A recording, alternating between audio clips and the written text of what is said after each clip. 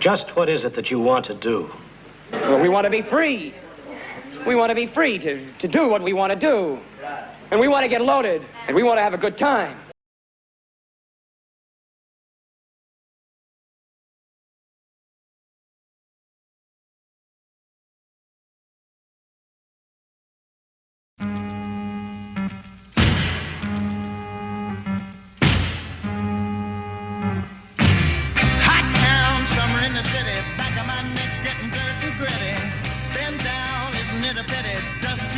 Shadow in the city, all around people looking half dead, walking on the sidewalk harder than a match here. But at night it's a different world. Go out and find a girl. Come on and dance all night. Despite the heat, it'll be alright. And babe, don't you know it's a pity the days can't be like the nights in the summer, in the city, in the summer, in the city. Cool town, meeting in the city, dressed so fine and looking so pretty. Cool cat, looking for a kitty, gonna look in every corner of the city till I'm weak. This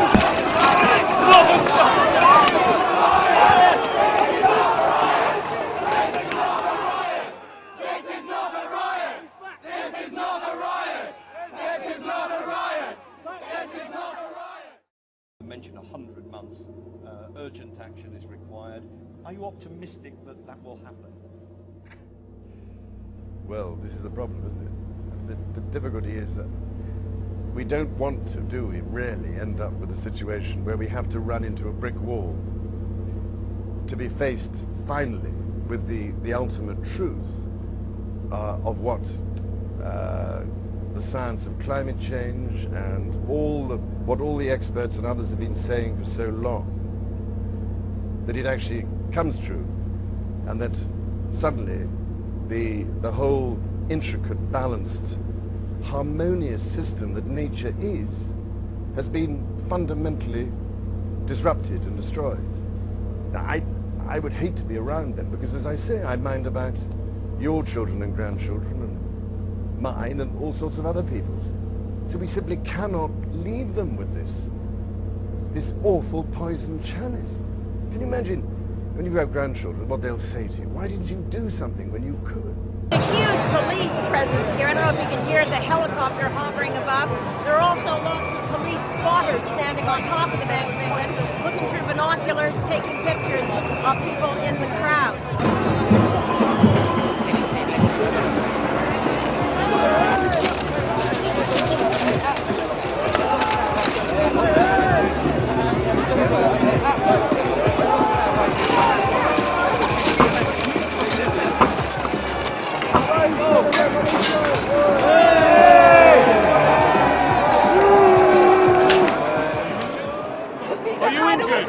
Are you injured? These are animals, they're not weapons!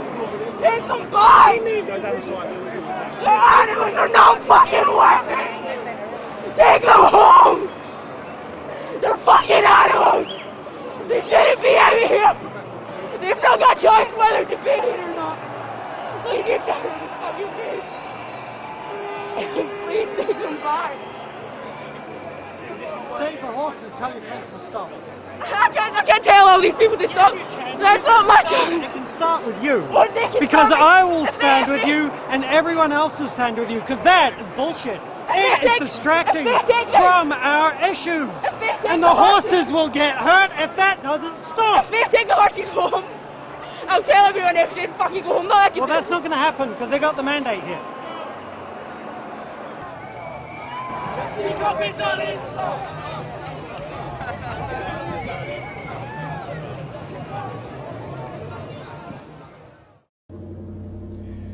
Well, I happen to be particularly passionate about the continuation of the human race on this planet, and particularly so about the future of our children and grandchildren, because what really has depressed me for so long is the thought that we will be increasingly handing over to them a poisoned chalice of a totally degraded and increasingly uninhabitable planet. Now, I know this sounds alarmist, but I think we're afraid we've reached the stage when we simply can no longer go on ignoring what has been happening.